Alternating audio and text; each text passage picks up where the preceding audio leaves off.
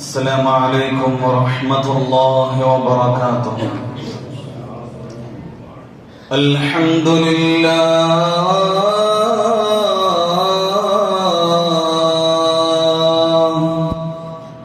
نحمده ونستعينه ونؤمن به ونتوكل عليه ونعوذ بالله من شرور أنفسنا ومن سيئات أعمالنا.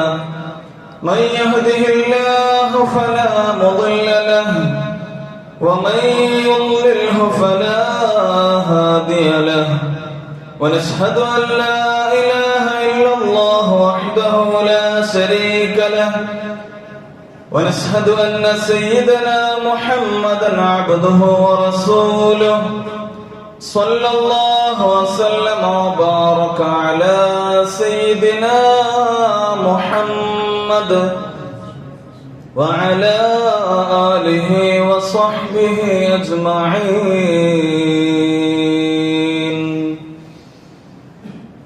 ഏറ്റവും ബഹുമാനാദരവുകൾ നിറഞ്ഞ സത്യവിശ്വാസികളെ, പരിശുദ്ധമായ വെള്ളിയാഴ്ച ദിവസം അള്ളാഹുവിന്റെ മഹത്തായ ഭവനത്തിൽ നാം ഒരുമിച്ച് കൂടി കൂടലിന് ഖാലിഖായ തമ്പുരാൻ പരിപൂർണമായും നമ്മിൽ നിന്നും കബൂലാക്കി അനുഗ്രഹിക്കട്ടെ. വിശിഷ്യ പരിശുദ്ധമായ റജബിന്റെ ആദ്യത്തെ വെള്ളിയാഴ്ചയിലൂടെയാണ് നാം കടന്നുപോയിക്കൊണ്ടിരിക്കുന്നത്. അള്ളാഹു നമ്മുടെ എല്ലാ ഇബാദത്തുകളും സൽക്കർമ്മങ്ങളും സർവ്വതും സർവശക്തൻ പരിപൂർണമായും കബൂലാക്കി അനുഗ്രഹിക്കട്ടെ. ശിഷ്ടകാലം ആഫിയത്തോടുകൂടെ ഇഖ്ലാസോടുകൂടെ ജീവിച്ച് ആഖിബത്ത് നന്നായി മരിക്കുന്ന മഹാഭാഗ്യവാന്മാരിൽ അള്ളാഹു നമ്മയും നമ്മുടെ കുടുംബത്തെയും ഉൾപ്പെടുത്തി അനുഗ്രഹിക്കട്ടെ. ആമീൻ യാ റബ്ബൽ ആലമീൻ.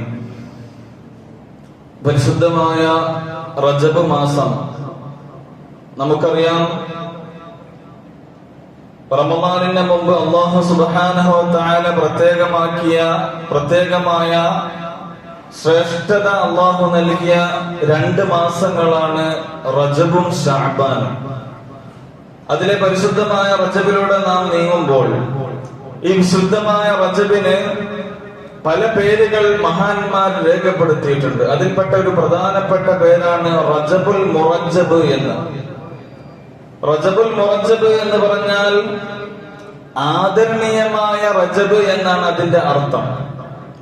ആ സവിശേഷത ആ പേരിൽ തന്നെയുണ്ട്. ഏതുപോലെ ഇപ്പൊ കറന്റ് നമുക്കറിയാം, സ്വർണത്തിന് ഭയങ്കര വിലയാണ്. 1 ലക്ഷം കടന്നു പവന്. എന്തുകൊണ്ടാണ് സ്വർണത്തിന് ഇങ്ങനെ വില കൂടുന്നത്? ആ സ്വർണം ആ വസ്തുവിന്, ആ മൂല്യത്തിന്, ആ ലോഹത്തിന് അതിൻ്റെതായ വാല്യൂ ആളുകൾ കാണുന്നു. ആ വാല്യൂ പരിഗണിച്ചുകൊണ്ടാണ്, അതിന്റെ മൂല്യം പരിഗണിച്ചുകൊണ്ടാണ് അതിന് ഇത്രയും വലിയ വില കൂടി വരുന്നതും വില വർധനവും ഉണ്ടാകുന്നതും. എന്നതുപോലെ പരിശുദ്ധമായ റജബ് മാസം, ആ മാസത്തിന്റെ സവിശേഷതയെ അറിയിക്കാനാണ് വിശിഷ്ടമായ നാമം തന്നെ അല്ലാഹു സുബ്ഹാനഹു വ തആല ആ മാസത്തിന് കണക്കാക്കിയത് എന്ന് മഹത്തുക്കൾ പഠിപ്പിക്കുകയാണ്. സത്യവിശ്വാസികളെ സംബന്ധിച്ചിടത്തോളം വിശുദ്ധമായ റജബ് മാസം ദുനിയാവിന്റെയും ആഖിറത്തിന്റെയും നന്മകൾ ഒരുമിച്ച് കൂട്ടാനുള്ള വളരെ പ്രധാനപ്പെട്ട രാത്രികളാണ്. റമദാനിൽ ആത്മാർത്ഥമായി ഇബാദത്ത് ചെയ്യാൻ മുമ്പേ 2 മാസങ്ങൾ അല്ലാഹു സുബ്ഹാനഹു വ തആല കണക്കാക്കി തയ്യാറാക്കി വെച്ചിരിക്കുന്നു. അതിൽ റജബ് ശാരീരികമായ സംസ്കരണം നടത്താൻ, ശാരീരികമായ ശുദ്ധീകരണം നടത്താനുള്ള മാസമാണ്. ശഅബാൻ ആത്മീയമായ ശുദ്ധീകരണം നടത്താനുള്ളതാണ്. സ്വലാത്ത് നമുക്കറിയാം, സ്വലാത്ത് ചൊല്ലുന്നവർക്ക് ഏറ്റവും കൂടുതൽ അവരെ എഫക്ട് ചെയ്യുന്നത് ആത്മീയമായ ശുദ്ധീകരണമാണ്. അതുകൊണ്ടാണ് നബിയുനാ റസൂലുള്ളാഹി സ്വല്ലല്ലാഹു അലൈഹി വസല്ലം തങ്ങൾ പറഞ്ഞത് ശഅബാനു ശഹരി, ശഅബാൻ എന്റെ മാസമാണ്. അതുകൊണ്ട് തന്നെ മഹത്തുക്കൾ പഠിപ്പിക്കുന്നതും ശഅബാനിൽ കൂടുതൽ മുഅ്മിനീങ്ങൾ, വിശ്വാസികൾ ചെയ്യേണ്ടത് നബി തങ്ങളുടെ മേലുള്ള സ്വലാത്തുകൾ വർദ്ധിപ്പിക്കുക എന്നതാണ്. അല്ലാഹു തൗഫീഖ് നൽകി അനുഗ്രഹിക്കട്ടെ. പ്രിയമുള്ള മുഅ്മിനീങ്ങളെ, പരിശുദ്ധമായ റജബ് മാസം നമ്മിലേക്ക് സമാഗതമാകുമ്പോൾ ഈ മാസത്തിൽ നമ്മൾ എന്താണ് പ്രധാനമായും ചെയ്യേണ്ടത്? ഈ മാസത്തിൽ നമ്മൾ എന്ത് പ്രത്യേകിച്ച് ചെയ്യണം? എന്ത് പ്രധാനമായി നമ്മുടെ ജീവിതത്തിൽ നമ്മൾ പുലർത്തണം? മഹത്തുക്കളായ പണ്ഡിതന്മാര് പറയുന്നു, റജബ് എന്നാൽ ശഹ്റു തൗബ, അത് പശ്ചാത്താപത്തിന്റെ മാസമാണ്. വശഹറുൽ ഇസ്തിഗ്ഫാർ, പാപമോചനം നടത്തേണ്ട മാസമാണ് പരിശുദ്ധമായ റജബ് മാസം. നമ്മൾ നമ്മുടെ ശരീരത്തെ ശുദ്ധിയാക്കിയതിന് ശേഷമാണ് അടുത്ത സ്റ്റെപ്പായിട്ട് ആത്മീയമായ ശുദ്ധീകരണത്തിലേക്ക് നമ്മൾ നീങ്ങേണ്ടത്. ആദ്യം നമ്മുടെ ബാഹ്യം ശുദ്ധിയാക്കണം, ശരീരം ശാരീരികമായ ശുദ്ധീകരണം നമ്മൾ നടത്തണം. അതിനുശേഷമാണ് നമ്മൾ ആത്മീയ തലത്തിലേക്ക്, അഥവാ അടുത്ത മാസം നമ്മുടെ ആത്മീയമായ സംസ്കരണത്തിലേക്ക് നമ്മൾ നീങ്ങേണ്ടത് എന്ന് മഹത്തുക്കൾ വളരെ കൃത്യമായി കൊണ്ട് തന്നെ നമ്മെ പഠിപ്പിക്കുന്നുണ്ട്. എന്റെ പ്രിയമുള്ള മുഅ്മിനീങ്ങളെ, അതുകൊണ്ട് പരിശുദ്ധമായ ഈ റജബ് മാസത്തിൽ നമ്മൾ ഇസ്തിഗ്ഫാറുകൾ നടത്തണം. നമ്മുടെ ശരീരം കൊണ്ട് നമ്മൾ ചെയ്തു പോയ എല്ലാ പാപങ്ങൾ, സ്ഖലിതങ്ങൾ, തിന്മകൾ, മ്ലേച്ഛതകൾ, ഇവകളിൽ നിന്നൊക്കെ നമ്മൾ വിട്ടുനിൽക്കണം. അതുകൊണ്ട് ശഹ്റുത് തൗബ, പശ്ചാത്താപത്തിന്റെ മാസം, ശഹ്റുൽ ഇസ്തിഗ്ഫാർ, പാപമോചനം തേടേണ്ട മാസം മഹത്തുക്കൾ രേഖപ്പെടുത്തുകയാണ്. അതുകൊണ്ടാണ് ഹബീബുന മുഹമ്മദുർ റസൂലുള്ളാഹി സ്വല്ലല്ലാഹു അലൈഹി വസല്ലം തങ്ങൾ പഠിപ്പിച്ചത് റജബുൻ ശഹ്റുല്ലാഹ്, റജബ് അല്ലാഹുവിന്റെ മാസമാണ്. വശഅബാനു ശഹ്രി, വശഅബാനു ശഹ്രി, ശഅബാൻ എന്റെ മാസമാണെന്ന് നബിയുന മുഹമ്മദുർ റസൂലുള്ളാഹി സ്വല്ലല്ലാഹു അലൈഹി വസല്ലം. റജബ് അല്ലാഹുവിന്റെ മാസമാണ് എന്ന് പറയാൻ പ്രത്യേകിച്ച് എന്താ ഉള്ളത്? എല്ലാ മാസവും അല്ലാഹുവിന്റെ ആണ്, അല്ലെ? എല്ലാ മാസവും അല്ലാഹുവിന്റെ മാസങ്ങളാണ്. പ്രത്യേകിച്ച് റജബിന് എന്താ പുണ്യം? അതെ, മഹത്തുക്കൾ രേഖപ്പെടുത്തുന്നു റജബുൻ ശഹ്റുല്ലാഹ് എന്ന് ഹബീബായ റസൂലുള്ളാഹി സ്വല്ലല്ലാഹു അലൈഹി വസല്ലം തങ്ങൾ പഠിപ്പിക്കുമ്പോൾ അല്ലാഹു സുബ്ഹാനഹു വ തആല ഒരു റെക്കമെൻഡേഷൻ ഒന്നും ഇല്ലാതെ ഡയറക്റ്റ് വളരെ പെട്ടെന്ന് തന്നെ പാപികളുടെ തൗബ സ്വീകരിക്കാൻ അല്ലാഹു പ്രതീക്ഷിച്ചിരിക്കുകയാണ് എന്ന് ബഖിയത്തുൽ മുസ്തർശിദീൻ പോലെയുള്ള ഗ്രന്ഥങ്ങളിൽ നമുക്ക് കാണാൻ കഴിയും. അല്ലാഹു സുബ്ഹാനഹു വ തആല അടിമകളുടെ പാപങ്ങൾ, അവരുടെ പാപമോചനം അവർ തേടുമ്പോൾ അവരുടെ പാപങ്ങൾ പൊറുക്കാൻ അല്ലാഹു സുബ്ഹാനഹു വ തആല കാത്തിരിക്കുകയാണ്. ശുദ്ധമായ ഖുർആനിലെ ആയത്തുകൾ നമുക്കറിയാം. ഇന്നല്ലാഹ യുഹിബ്ബുത് തവ്വാബീന വയുഹിബ്ബുൽ മുതതഹിരീൻ. അല്ലാഹു സുബ്ഹാനഹു വ തആല തൗബ ചെയ്യുന്നവരെ ഇഷ്ടപ്പെടുന്നവനാണ്. അല്ലാഹു തൗബ ചെയ്യുന്നവരെ ഇഷ്ടപ്പെടുന്നു. വയുഹിബ്ബുൽ മുതതഹിരീൻ, ശുദ്ധീകരണം നടത്തുന്നവർ, ആത്മീയ ശുദ്ധിയുള്ളവർ, ശാരീരിക ശുദ്ധിയുള്ളവർ, ശുദ്ധീകരണത്തിന് താല്പര്യമുള്ളവർ എല്ലാവരെയും അല്ലാഹു സുബ്ഹാനഹു വ തആല ഇഷ്ടപ്പെടുന്നുവെന്ന് വിശുദ്ധമായ ഖുർആൻ. അതുകൊണ്ട് മുഅ്മിനീങ്ങളെ സംബന്ധിച്ചിടത്തോളം നമ്മുടെ പാപങ്ങൾ പൊറുക്കപ്പെടാൻ ഏറ്റവും അനുഗുണമായ നിമിഷങ്ങളാണ് വിശുദ്ധമായ റജബ്. ആത്മാർത്ഥമായി അല്ലാഹുവിലേക്ക് മടങ്ങേണ്ട പരിശുദ്ധമായ ദിനരാത്രികൾ, അല്ലാഹു പ്രത്യേകിച്ച് അല്ലാഹു ബഹുമാനിച്ച പരിശുദ്ധമായ ദിനരാത്രികളാണ് ഈ പരിശുദ്ധമായ റജബ് മാസത്തിലെ രാവുകൾ, രാത്രികൾ, ദിനങ്ങൾ. നമ്മൾ മനസ്സിലാക്കണം പ്രിയമുള്ളവരെ, അല്ലാഹു സുബ്ഹാനഹു വ തആല ഒരു അടിമ ഒരു തിന്മ ചെയ്തു കഴിഞ്ഞാൽ രണ്ട് അവസ്ഥയാണ്. ഒന്നുകിൽ അല്ലാഹു സുബ്ഹാനഹു വ തആലക്ക് ആ അടിമയെ ആ തിന്മ ചെയ്തതിന്റെ കാരണത്തിൽ അവൻക്ക് അല്ലാഹു സുബ്ഹാനഹു വ തആല ശിക്ഷ കൊടുക്കും, അതല്ലെങ്കിൽ അല്ലാഹു അവൻക്ക് പുറത്തു കൊടുക്കും. ഇതിലേതാണ് അല്ലാഹുവിന് ഇഷ്ടം? ഒന്നുകിൽ അവനെ ശിക്ഷിക്കാം തിന്മ ചെയ്തു എന്ന കാരണത്താൽ, അതല്ലെങ്കിൽ അവൻക്ക് അല്ലാഹു പുറത്തു കൊടുക്കാം. ഈ രണ്ടാമതൊരു രീതിയുണ്ട്. ഇതിന് അല്ലാഹുവിന് ഏറ്റവും ഇഷ്ടമുള്ളത് ഏതാണ്? അടിമക്ക് പുറത്തു കൊടുക്കലാണ്. അതുകൊണ്ടാണ് വിശുദ്ധമായ റമദാനിൽ ഹബീബായ റസൂലുള്ളാഹി സ്വല്ലല്ലാഹു അലൈഹി വസല്ലം തങ്ങൾ പഠിപ്പിച്ച ഒരു ദുആയുണ്ടല്ലോ, അല്ലാഹുമ്മ ഇന്നക അഫൂൻ, പടച്ചവനെ നീ പാപം പൊറുക്കുന്നവനാണ്. അല്ലാഹ് യുഹിബ്ബുൽ അഫ്വ തുഹിബ്ബുൽ അഫ്വ, നീ പാപം പൊറുക്കുന്നതിനെ ഇഷ്ടപ്പെടുന്നവനുമാണ് തമ്പുരാനെ. ഫഅഫു അന്നി, എന്റെ പാപങ്ങൾ സർവ്വതും നീ പുറത്തു തരണേ അല്ലാഹ് എന്ന് ദുആ ചെയ്യാൻ ഹബീബായ റസൂലുള്ളാഹി സ്വല്ലല്ലാഹു അലൈഹി വസല്ലം തങ്ങൾ പഠിപ്പിച്ചതാണ്. അപ്പൊ അല്ലാഹു സുബ്ഹാനഹു വ തആലക്ക് ചെയ്ത പാപങ്ങൾ അവൻ പശ്ചാത്തപിച്ച് മടങ്ങുമ്പോ, പാപമോചനം തേടുമ്പോ അല്ലാഹു സുബ്ഹാനഹു വ തആല പുറത്തു കൊടുക്കാൻ തയ്യാറാണ്. അങ്ങനെ പുറത്തു കൊടുക്കലാണ് അല്ലാഹു സുബ്ഹാനഹു വ തആലക്ക് ഇഷ്ടം എന്ന് നബിയുനാ റസൂലുള്ളാഹി സ്വല്ലല്ലാഹു അലൈഹി വസല്ലം തങ്ങൾ പഠിപ്പിക്കുകയാണ്. എന്റെ പ്രിയമുള്ള മുഅ്മിനീങ്ങളെ, ഈ പരിശുദ്ധമായ മാസത്തിൽ നമ്മളെല്ലാവരും നന്നാവണം. ആ ചിന്തയായിരിക്കും നമ്മുടെ മനസ്സിൽ ഉണ്ടാവേണ്ടത്. അല്ലാഹു തൗഫീഖ് നൽകി അനുഗ്രഹിക്കട്ടെ.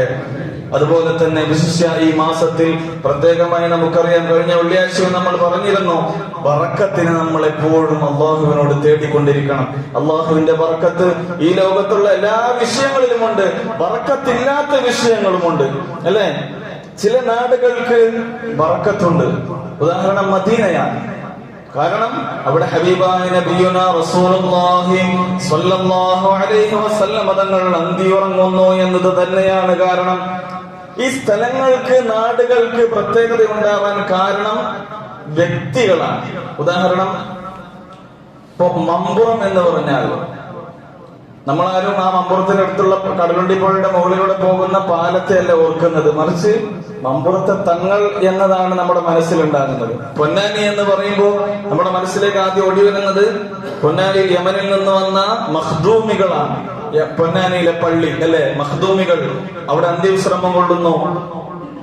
അതാണ് നമ്മുടെ മനസ്സിലേക്ക് ആദ്യം ഓടി വരുന്നത്. അപ്പോ സ്ഥലങ്ങൾ ഒന്നുകിൽ ജീവിച്ചിരിക്കുന്നവരോ അതല്ലെങ്കിൽ മുമ്പ് മരണപ്പെട്ടവരോ ആയ വ്യക്തികളുടെ അടിസ്ഥാനത്തിലാണ് ആ സ്ഥലങ്ങൾ പ്രത്യേകമാകുന്നത്. എന്നാൽ സമയങ്ങളോ അത് ചില സംഭവങ്ങളെ അടിസ്ഥാനപ്പെടുത്തിയായിരിക്കും. ഇപ്പൊ വെള്ളിയാഴ്ച ദിവസം എന്തുകൊണ്ടാണ് വെള്ളിയാഴ്ചക്ക് ഇത്ര പ്രത്യേകതയുള്ളത്, ശ്രേഷ്ഠതയുള്ളത്?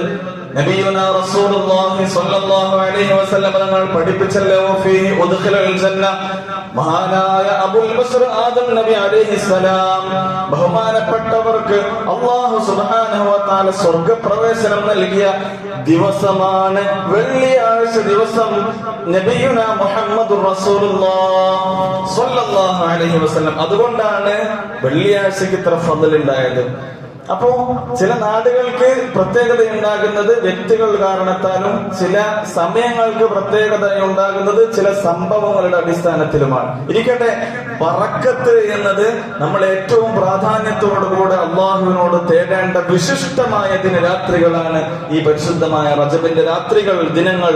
പ്രിയമുള്ള മുഅ്മിനീങ്ങളെ, ജീവിതത്തിൽ ബറക്കത്തുണ്ടാവാനുള്ള 3 പ്രധാനപ്പെട്ട അടിസ്ഥാനമായ കാര്യങ്ങളുണ്ട് എന്നതാണ്. ഒന്ന്, ശീലങ്ങൾ ശരിയാക്കുക എന്നതാണ്. വ്യത്യസ്തമായ ശീലങ്ങൾ നമുക്കറിയാം. ഉറക്കശീലമുണ്ട്, ഭക്ഷണശീലമുണ്ട്, അല്ലെ? അങ്ങനെ വ്യത്യസ്തമായ ശീലങ്ങളുണ്ട്. ഇതിൽ ഏറ്റവും പ്രധാനപ്പെട്ടതാണ് ദാനശീലം എന്നത്. ദാനശീലം നമ്മുടെ ജീവിതത്തെ മുഴുവൻ മാറ്റിമറിക്കുന്നതാണ്.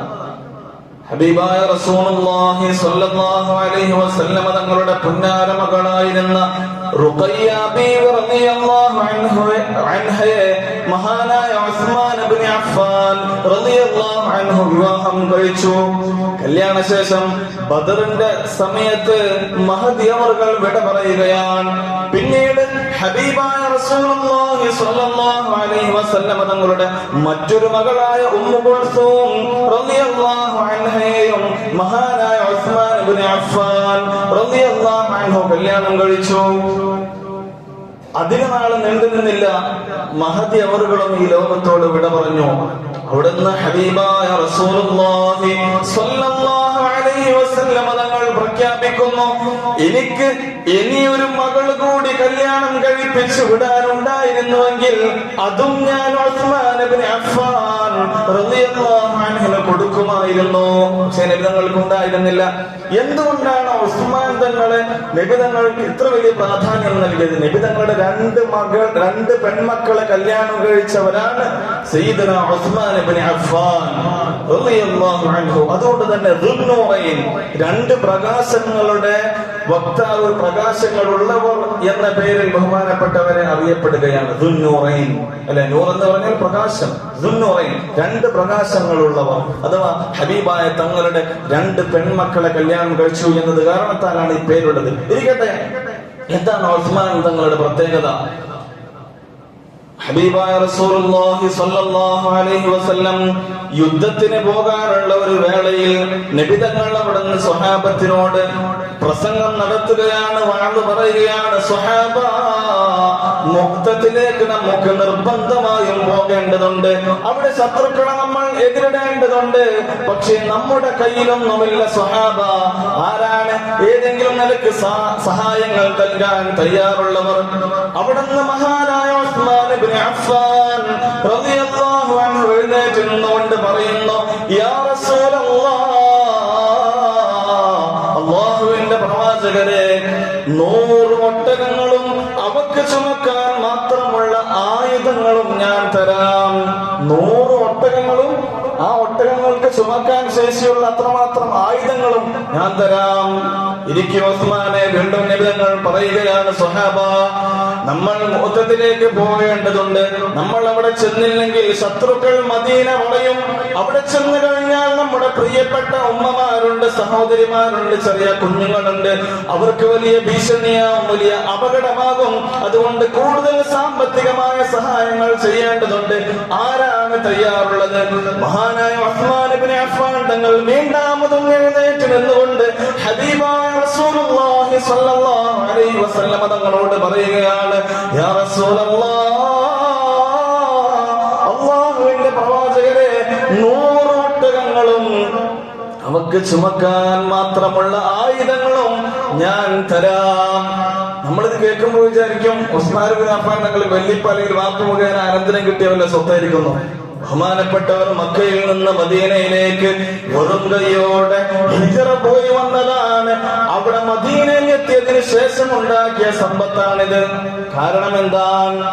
ഇങ്ങനെ കൊടുക്കാനുള്ള ഒരു മനസ്സുണ്ടായി എന്നതുകൊണ്ടാണ് നബിതങ്ങൾ 2 മക്കളെയും ഇനിയൊരു മകൾ കല്യാണം കഴിക്കാൻ ഉണ്ടായിരുന്നുവെങ്കിൽ, കഴിപ്പിച്ചു കൊടുക്കാൻ ഉണ്ടായിരുന്നുവെങ്കിൽ അത് ഞാൻ കൊടുക്കുമായിരുന്നു എന്ന് പറഞ്ഞതിനും കാരണം ഇതാണെന്ന് മഹത്തുക്കൾ രേഖപ്പെടുത്തുന്നു. നമ്മൾ കൊടുക്കാൻ തയ്യാറാവണം. പ്രത്യേകിച്ച് നമ്മുടെ പള്ളിയുടെ ഓരോ കാര്യങ്ങൾക്ക് സഹായങ്ങൾക്ക് വേണ്ടി പറയുമ്പോഴൊക്കെയും നമ്മൾ കൊടുക്കണം. കൊടുക്കുന്തോറും അല്ലാഹു സുബ്ഹാനഹു വ തആല നമുക്ക് നൽകുകയുള്ളൂ. അതൊന്നും നഷ്ടപ്പെടുകയില്ല. അത് സമ്പത്തിലുള്ള ബർക്കത്താണ്.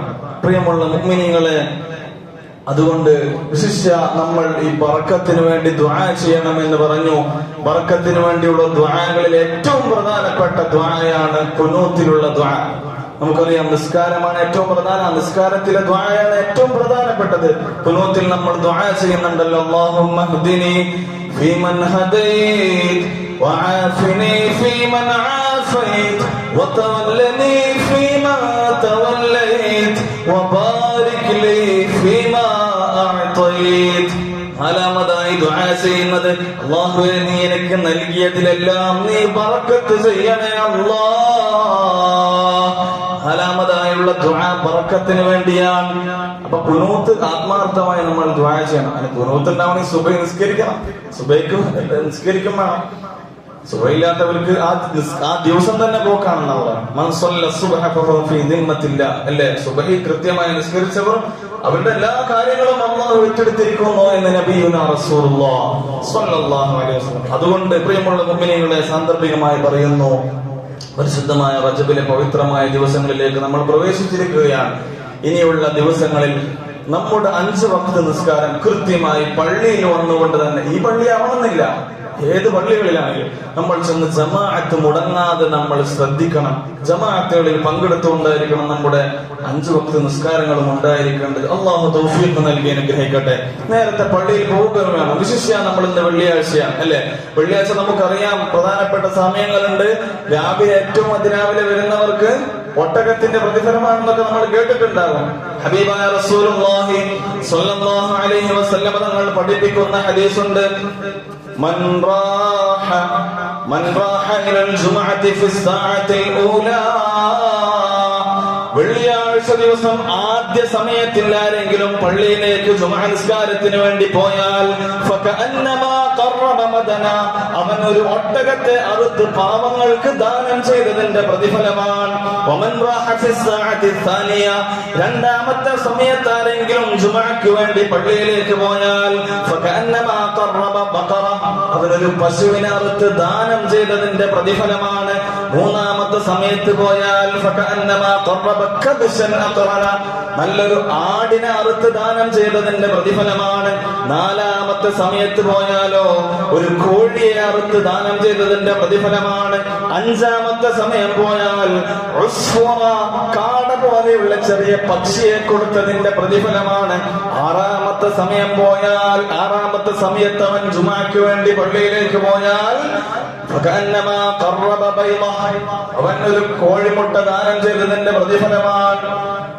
അപ്പോ പരിശുദ്ധമായ ഈ ഹദീസിന്റെ വ്യാഖ്യാനത്തിൽ ഫത്ഹുൽ മുഈൻ, നമ്മുടെ കർമ്മശാസ്ത്ര ഗ്രന്ഥമായ ഫത്ഹുൽ മുഈനിൽ സൈനുദ്ദീൻ മഖ്ദൂം തങ്ങൾ രേഖപ്പെടുത്തുന്നുണ്ട്, ജുമുഅയുടെ പ്രധാനപ്പെട്ട സമയം 6 ആണ്.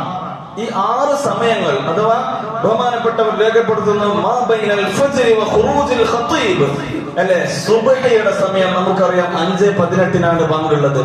5:18 മുതൽ വ ഖുറൂജിൽ ഖതീബ്, ഖതീബ് മിമ്പറിൽ കയറുന്ന സമയം.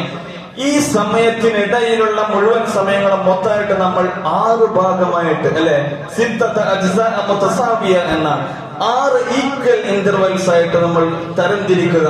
അങ്ങനെ തരംതിരിച്ച് അതിലെ ആദ്യത്തെ സമയം പള്ളിയിൽ വന്ന ആൾക്കാണ്, അല്ലാതെ 10 മണിക്ക് ആദ്യം വന്ന ആൾക്ക് ഒട്ടകം എന്നല്ല അതിന്റെ അർത്ഥം.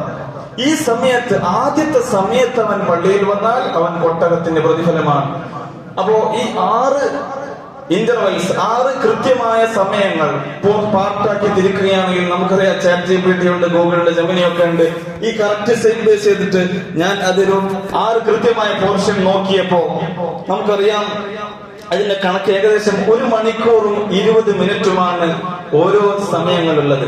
ആദ്യത്തെ സമയം എന്ന് പറയുമ്പോൾ 5:18 മുതൽ 6:38 വരെയുള്ള സമയം. ഈ സമയത്തിനുള്ളിൽ ജുമുഅ ഉദ്ദേശിച്ചുകൊണ്ട് ഒരുത്തൻ പള്ളിയിലേക്ക് വന്നു കഴിഞ്ഞാൽ അവൻക്കാണ് ഒട്ടകത്തിന്റെ പ്രതിഫലം ഉള്ളത്.